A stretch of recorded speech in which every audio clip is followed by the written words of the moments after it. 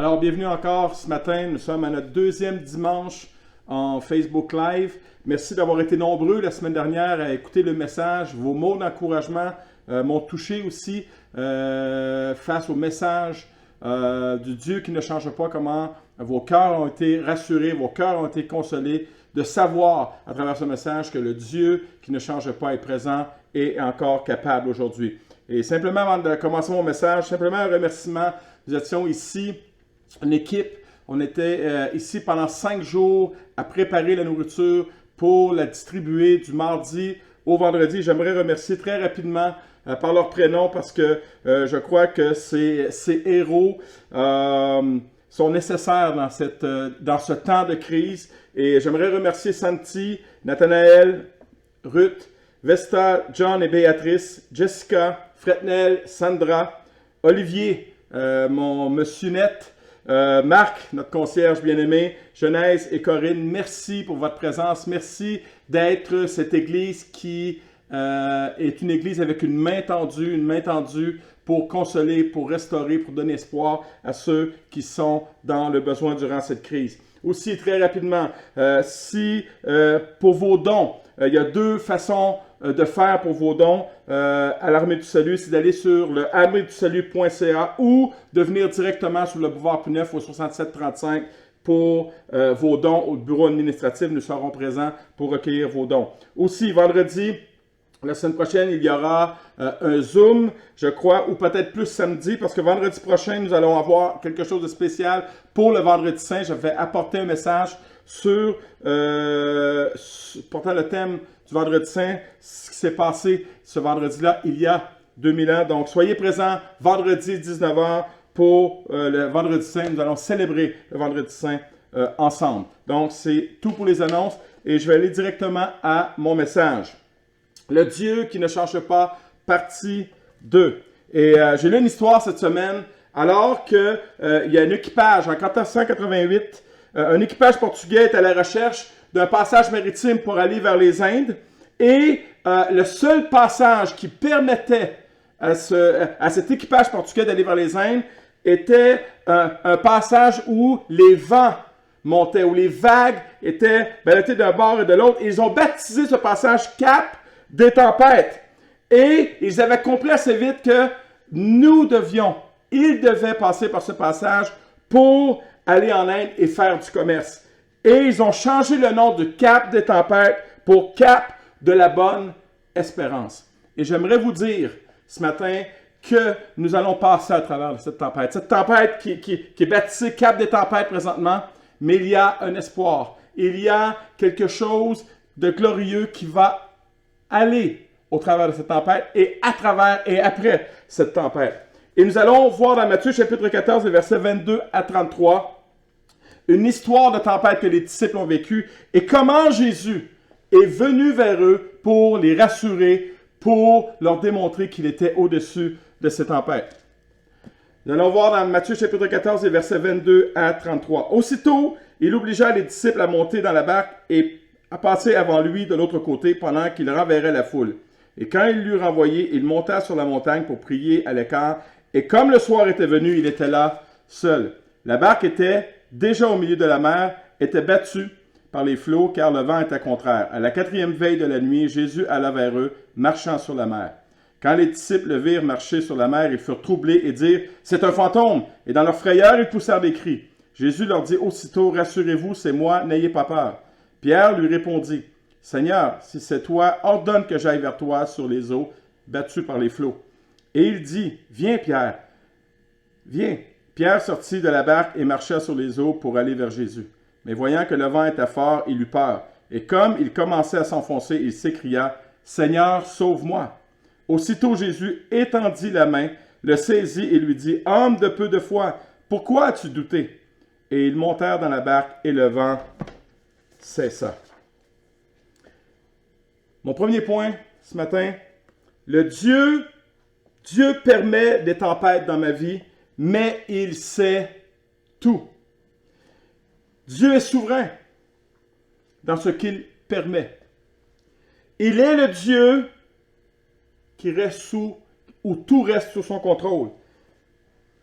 Cette pandémie n'est pas hors de son contrôle. Ta tempête ce matin n'est pas hors de son contrôle. Il est souverain, il sait tout, il connaît tout.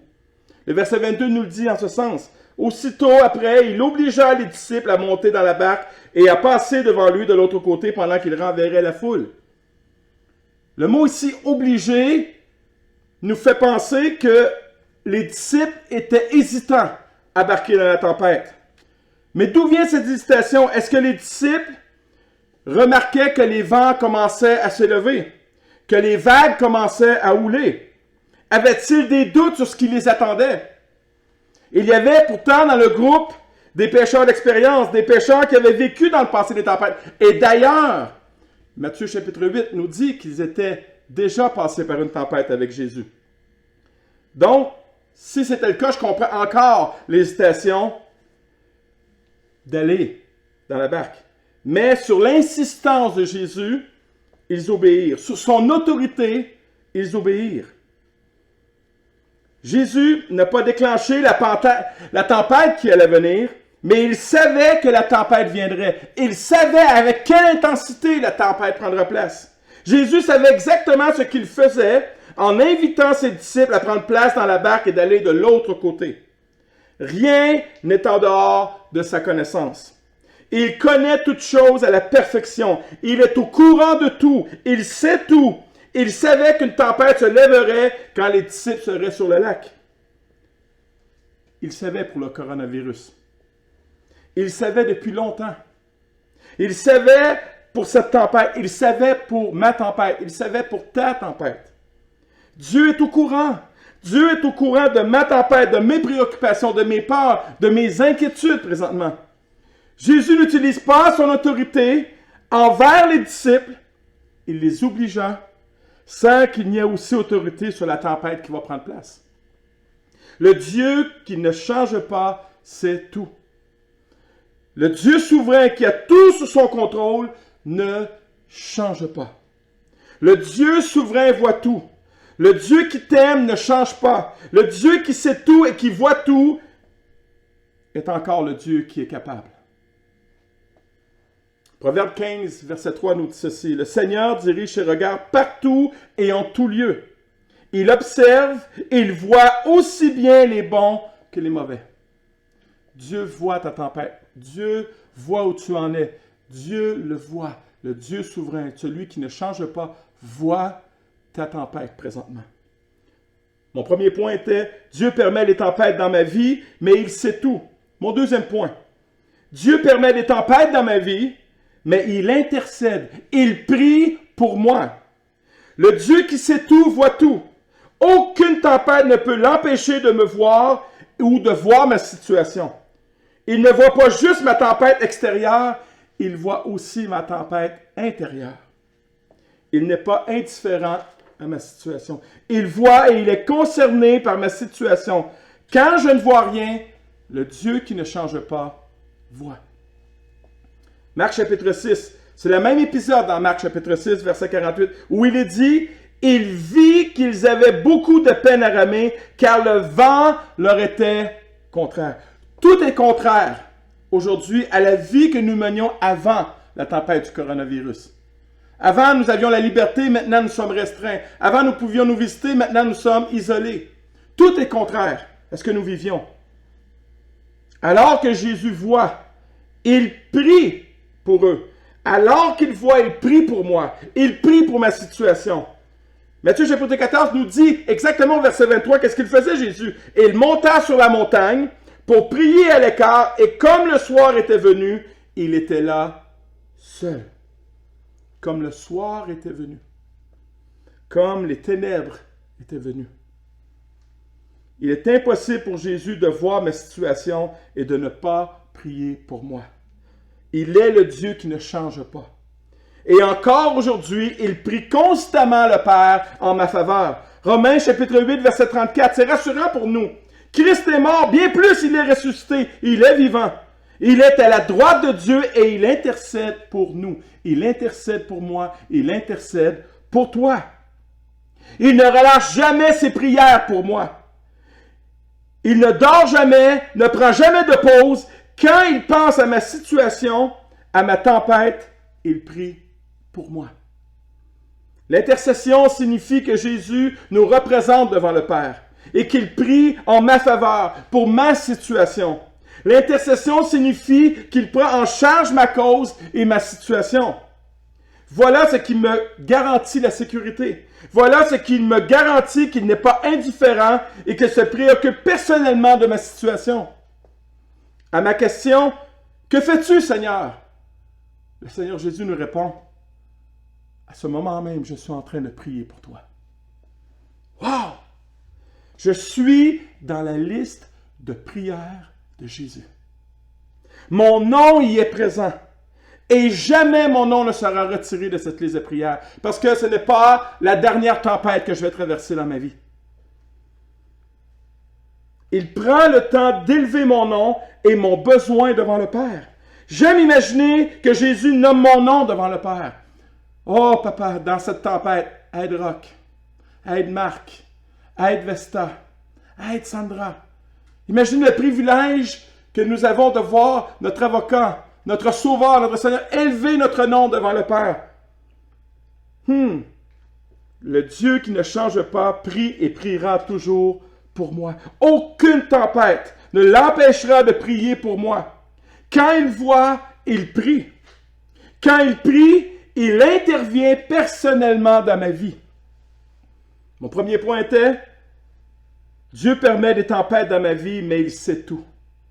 Dieu permet des tempêtes dans ma vie, mais il intercède pour moi. Il prie pour moi. Et mon troisième point, Dieu permet des tempêtes dans ma vie, mais il vient me rejoindre dans ma tempête. Versets 24 et 25 nous dit, « La barque était déjà au milieu de la mer, était battue par les flots, car le vent était contraire. À la 4e veille de la nuit, au moment le plus sombre, Jésus alla vers eux, marchant sur la mer. » De là où Jésus était sur la montagne en train de prier, il aurait pu facilement dire à la tempête de se calmer. Il l'avait déjà fait dans Matthieu chapitre 8. Mais comme souvent, Jésus fait les choses différemment. Au pire moment, au pic de la tempête, au plus haut de la courbe, au moment le plus sombre de la tempête, au moment où les disciples sont probablement à bout, épuisés, déprimés, découragés. Et malgré leur expérience, ils sont devenus vulnérables face à cette tempête. Ne sachant plus quoi faire. Leur expérience ne sert plus à rien. Habitués à trouver une solution, à avoir le contrôle, ils n'ont plus rien de ça. Et surtout, n'ayant pas Jésus avec eux. Rappelez-vous, dans Matthieu chapitre 8, Jésus est avec eux dans la barque. Mais maintenant, ils sont seuls. J'aimerais vous dire, bien-aimés, Jésus n'est jamais en retard. Au moment où tout semble perdu, où toutes ressources humaines ont été épuisées, qu'il n'y a plus rien dans mon coffre d'efforts humains, au moment où je n'ai plus la force de continuer, c'est à ce moment précis qu'il vient. Mon « je suis à bout », c'est notre appel. Qu'on en soit conscient ou non, c'est notre appel. Et Jésus entend, je suis à bout. Qu'est-ce qui va arriver? Je ne m'en sortirai jamais. Jésus entend. Et vient à ce moment. Au moment où Jésus décide de venir, les disciples, ils sont à peu près à 5 ou 6 kilomètres de lui. Ils sont à la dérive. Ils n'arrivent pas à garder le cap. Et peut-être qu'aujourd'hui, plusieurs n'arrivent pas à garder le cap.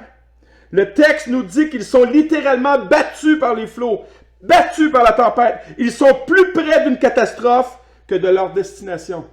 Et pour plusieurs d'entre nous, nous allions dans une destination, vers un cap, vers un endroit avant cette crise. Et aujourd'hui, cette tempête nous mène à la dérive. Le Marc chapitre 6, verset 42 nous dit qu'ils ont beaucoup de peine à ramer. Et c'est ce que nous vivons présentement. La situation semble désespérée. La situation semble insurmontable, impossible de passer au travers. Et j'imagine la panique des disciples. Leur désarroi, surtout que c'était sur l'ordre de Jésus qu'ils étaient partis. L'apôtre Paul a vécu ce genre d'émotion. Et j'aime l'honnêteté, la transparence de l'apôtre Paul. Dans 2 Corinthiens chapitre 1, verset 8, il nous a dit, « Nous ne voulons pas en effet vous laisser ignorer, frères, au sujet de la tribulation qui nous est survenue en Asie, que nous avons été excessivement accablés. Au-delà de nos forces, c'est l'apôtre Paul qui nous parle, un homme de foi, de telle sorte, écoutez bien, de telle sorte que nous désespérions même de conserver la vie. Bien-aimé, il n'est pas le temps de jouer au super spirituel dans une tempête. Il n'est pas le temps de transformer la foi pour des actes de folie. Où nous prions, où la protection de Dieu va nous protéger, peu importe si on fait des rassemblements. Non, ça, ce n'est pas de la foi, c'est de la folie. Et je vous invite à être comme l'apôtre Paul. Wow, des situations où nous sommes excessivement accablés, au-delà de nos forces, et même que nous n'avions même plus espoir. Nous avions perdu espoir de conserver la vie. Ce n'est pas de la faiblesse de reconnaître mes préoccupations. Ce n'est pas de la faiblesse de confesser. C'est plutôt une force. Et c'est plutôt un honneur. Et c'est plutôt d'être vrai. Ésaïe 43:2 nous dit ceci, c'est probablement ce qu'a saisi l'apôtre Paul. Si tu traverses les eaux, je serai avec toi. Si tu traverses les eaux, je serai avec toi. Pourquoi Jésus vient en marchant sur les eaux de la tempête? Pour faire un spectacle? Je ne crois pas. Il veut montrer aux disciples qu'il peut marcher au milieu de n'importe quelle tempête. Il veut montrer aux disciples qu'aucune tempête, si forte et si destructrice soit-elle, qu'elle peut être, ne peut l'empêcher de venir vers eux. Aucune tempête ne peut l'empêcher de les secourir. Aucun vent contraire ne peut être trop fort pour qu'il ne puisse venir. Aucun problème pour Jésus de marcher face au vent. Aucun problème. Aucun problème pour Jésus. Aucune tempête ne peut m'amener tellement loin de Jésus qu'il ne puisse venir me rejoindre. Il se sert de mon épreuve comme d'un sentier. Un sentier pour parvenir jusqu'à nos cœurs. Il est le Dieu qui ne change pas. S'il voit, il va venir. Ce qui est étonnant dans ce texte, dans ce passage, contrairement à Matthieu 8, le texte ne nous dit pas que les disciples aient crié à Jésus. Contrairement à Matthieu chapitre 8, où ils vont voir Jésus qui dort dans la barque et qui vont crier à lui, qui vont le voir, qui vont intercéder auprès de lui. Dans leur panique, avaient-ils oublié Jésus?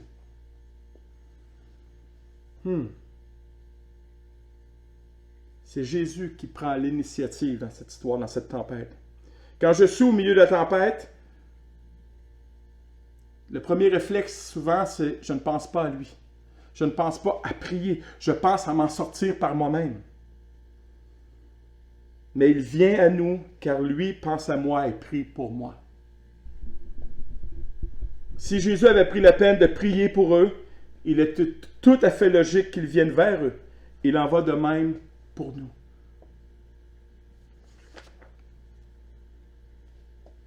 Dieu permet des tempêtes dans ma vie, mais il sait tout. Dieu permet des tempêtes dans ma vie, mais il intercède pour moi. Dieu permet des tempêtes dans ma vie, mais il vient me rejoindre. Dieu permet des tempêtes dans ma vie, mais il me rassure. Verset 26, quand les disciples le virent marcher sur la mer, ils furent troublés et dirent, « C'est un fantôme !» Et dans leur frayeur, ils poussèrent des cris. Encore une fois, nous voyons ici 12 hommes qui ont vécu avec Jésus, qui ont vu les miracles, mais qui sont saisis d'une frayeur. Ils ne jouent pas au super spirituel. Et j'aime la parole de Dieu parce qu'elle montre l'homme à son meilleur dans la foi, comme dans ses échecs, dans sa foi. Mais pourquoi les disciples n'ont-ils pas reconnu Jésus? Peut-être à cause de la noirceur, peut-être à cause de la bruine, des vents que les vagues faisaient faire, peut-être à cause du désespoir de ne pas s'en sortir vivant, et peut-être à cause de la peur qui les habite déjà à cause de la tempête. J'aimerais vous dire que la peur et la foi ne font pas très bon ménage dans un cœur. Quand ils sont présents dans le même cœur, il y a un combat pour qui va avoir le contrôle, la foi ou la peur. Et la peur avait pris le contrôle du cœur des disciples. Et pourtant, ils venaient d'expérimenter la multiplication des pains et des poissons. Et pourtant, ils avaient vécu une première tempête avec Jésus, dans Matthieu chapitre 8. Mais contrairement à cette tempête, Jésus n'est pas présent avec eux. La peur rend la vision floue et empêche de percevoir la présence du Seigneur au milieu de ma tempête. La peur me fait oublier. Et pourquoi pensent-ils voir un fantôme? Quel est le but de placer une histoire de fantôme dans cette histoire? Les disciples s'attendaient. Pourquoi? Parce que les disciples ne s'attendaient pas à voir Jésus venir les sauver dans cette tempête. La première fois, il était présent. Mais là, où était-il donc? Que faisait-il donc? Et pourquoi était-il si effrayé par ce supposé fantôme? Il faut comprendre que pour le Juif, voir des fantômes était présage de malheur. Un fantôme sur l'eau est un signe avant-coureur du naufrage, d'où leur frayeur. Et quel est ce fantôme pour nous aujourd'hui? Ce fantôme, c'est ma peur qui contrôle mes pensées, qui emprisonne ma foi dans l'impossible. Ce fantôme, ce sont mes scénarios catastrophes, mes scénarios du pire va arriver. Le scénario de je ne m'en sortirai pas cette fois. Le scénario de je vais faire naufrage. Mes scénarios sans Jésus. Mes scénarios motivés par Madame la peur et ses proches cousines, Madame Frayeur et Madame Panique. Ce fantôme me fait crier des choses qui n'ont rien à voir avec ma foi. Rien à voir avec Jésus. Je ne dois pas faire affaire avec le fantôme, mais plutôt faire affaire avec Jésus. Le fantôme n'est pas là pour me rassurer, ni pour me réconforter. Il est là pour me faire peur. Il y a un avantage avec la peur. Un rare avantage, mais il y a un avantage avec la peur. La peur ne signifie pas que je suis un raté au niveau de la foi, mais que la peur me fait réaliser que j'ai besoin d'un plus grand que moi et d'un plus puissant que moi. En fait, la peur n'est pas notre ami, mais nous pousse à aller vers notre ami qui est Jésus. Alors, quand nous avons peur, n'oublions jamais que même dans la nuit la plus noire, Jésus, l'étoile du matin, peut venir et briller encore. Verset 27. Jésus leur dit aussitôt, « Rassurez-vous, c'est moi. N'ayez pas peur. » Nous avons, bien aimé, un Dieu d'ordre. Avant de calmer la tempête sur le lac, Jésus voulait calmer la tempête qui était dans le cœur des disciples.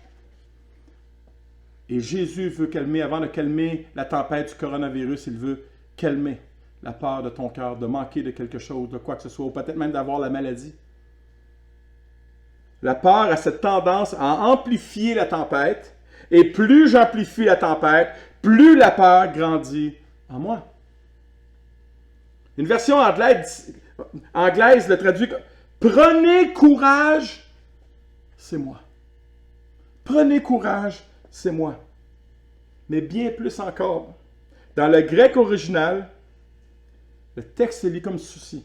« Ne craignez pas, je suis. » Et rappelez-vous, dans Exode, au moment où Dieu, dans le buisson ardent, vient rencontrer Moïse, Moïse lui pose la question, « Oui, mais sous quel nom devrais-je te présenter devant le peuple hébreu? » Et Dieu va lui dire, « Dis-leur que je suis. » Jésus déclare qu'il est Dieu dans cette tempête.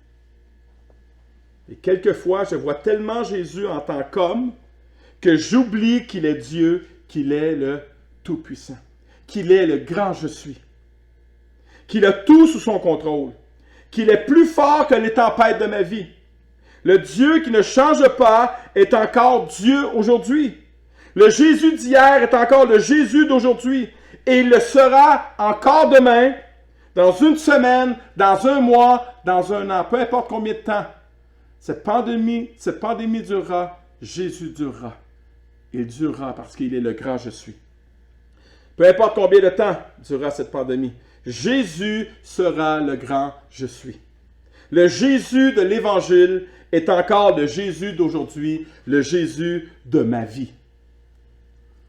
Le Jésus qui a calmé la tempête est encore le Jésus qui calme encore les tempêtes d'aujourd'hui.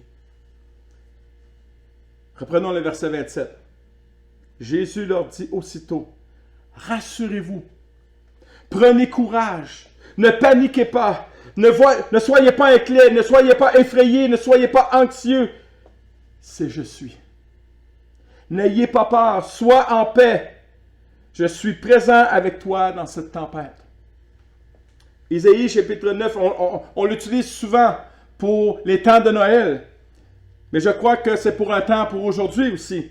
Isaïe chapitre 9, verset 5, « Car un enfant nous est né, un fils nous est donné, et la domination reposera sur son épaule. On l'appellera admirable, conseiller, Dieu puissant, Père éternel, Prince de la paix. » Le grand je suis, le grand Jésus, est aussi Emmanuel, Dieu avec nous.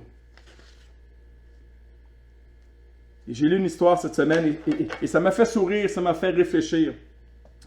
Et cette histoire va comme suit. Lorsque la police éthiopienne a retrouvé l'adolescente de 12 ans, une semaine après son enlèvement, 3 lions à crinière noire l'entouraient pour la protéger comme s'il était des leurs. 7 hommes l'avaient kidnappée, l'avaient emmenée dans les bois et l'avaient rouée de coups. Par miracle, un trio de félins ayant entendu les cris de la jeune fille avait accouru et avait chassé les assaillants. Le sergent Wandimu a indiqué à un journaliste, les lions ont veillé sur elle jusqu'à ce qu'on la retrouve. Puis ils l'ont tout simplement laissée là comme un présent avant de retourner dans la forêt. Et cette histoire m'a fait réfléchir parce que Jésus est appelé dans la parole le lion de Juda. Et le lion de Juda est avec nous. Il viendra assurément à notre secours.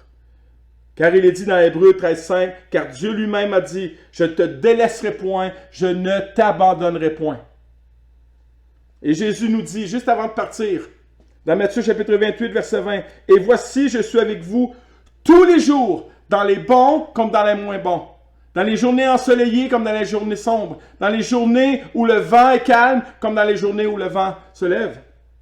Je serai avec vous tous les jours, jusqu'à la fin du monde, jusqu'à la fin de cette tempête. » J'ai eu une discussion avec ma fille. Et elle m'a posé cette question. « Papa, qu'est-ce que la Bible dit? Est-ce que la Bible dit qu'il y aura un temps où cette pandémie prendra fin? » J'ai dit non, mais la Bible dit « Revenez à moi. » Nous pouvons venir à lui, nous pouvons revenir à lui. Et je crois que quand nous déposons nos tempêtes dans les mains de Dieu, dans le Dieu qui ne change pas, il peut le tourner à notre avantage. Il peut le tourner en positif. Il peut prendre le désespoir, le transformer en désespoir. Et je veux parler ce matin. Peut-être que tu es là, derrière ton ordinateur, tu écoutes ce message et tu t'es éloigné de Jésus.